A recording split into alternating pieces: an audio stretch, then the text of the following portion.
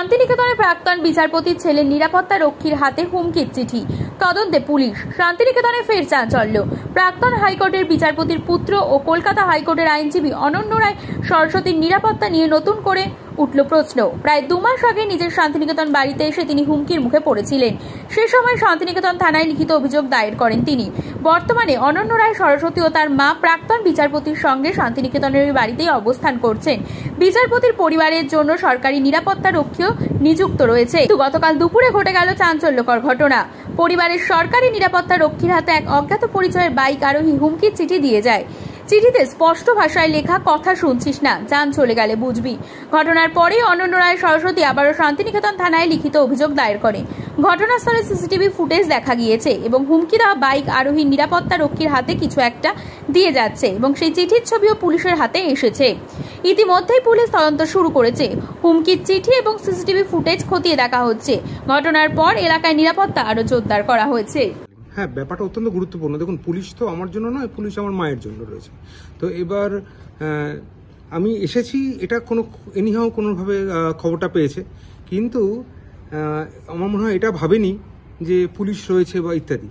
তো সেই জন্য সিসিটিভি ফুটেজে যেটা দেখা যাচ্ছে যে বাইকটা এসে যখন গেটের সামনে দাঁড়ালো, 2 সেকেন্ড 5 সেকেন্ড দাঁড়ালো, আবার উত্তরপল্লীর ভিতর দিকে গেল, আবার ফিরে এসে গেটের সামনে বাইকটাকে দাঁড় করিয়ে নেমে যে গার্ডে যে ছিল, হ্যাঁ, তাকে ডেকে ওই চিঠিটা তখন দেওয়া হয়।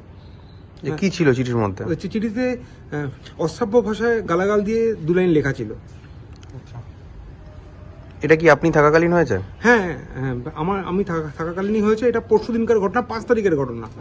এই 5 তারিখ না, 6th আগস্টের কথা এটা।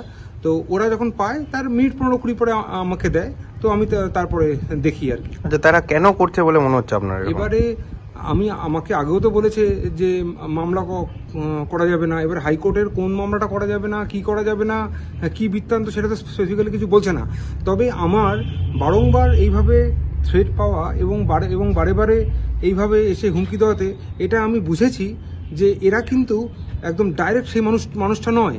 তো এদেরকে হয় ভাড়া করা হয়েছে বা বলা হয়েছে, তাই এরা ডিটেলটা জানে না। তাই এরা বারে বারে মোটামুটি একই ধরনের কথাবার্তা এরা বলছে।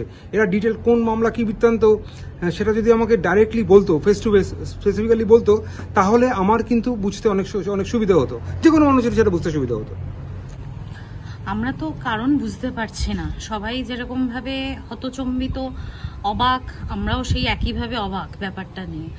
তো আমরা খুবই আনএক্সপেক্টেডলি শকড। তো আর কি বলা যাবে, মানে সেদিনকে এইভাবে পুলিশের হাতে এরকম একটা লাইফ থ্রেট লেটার আসবে আমরা কখনো ভাবতে পারিনি। মানে সেই লোক আবার বাড়ি বই এসে পুলিশের হাতে, পুলিশের সঙ্গে কনভার্স করে লেটার হ্যান্ড ওভার করছে। বাড়িতে সিসিটিভি লাগানো হয়েছে, সেটা মনে হয় রিসেন্টলি তাদের কাছে খবর নেই। আমাদের কাছে সিসিটিভি ফুটেজে কমপ্লিটলি সমস্ত ডিটেলস এসেছে। তো আমরা সবটাই দেখলাম, জানতে পারলাম, পুলিশের থেকে খবরও পেলাম যে কি বলেছিল, কি বলে হাতে চিঠিটা দিয়ে গেছিল।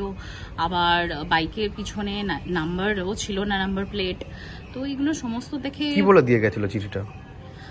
চিঠিটা বলে দিয়ে গেছিল যে উকিলবাবুর হাতে চিঠিটা দিয়ে দেবেন। আমার নাম রহিম, আমি এসেছি।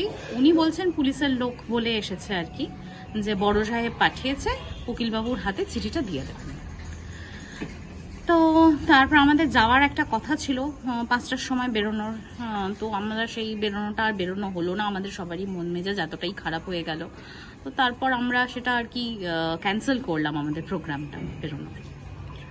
তারপর তো এইভাবে থানা পুলিশ চলছে। শ্রেয়া রয় সরস্বতী।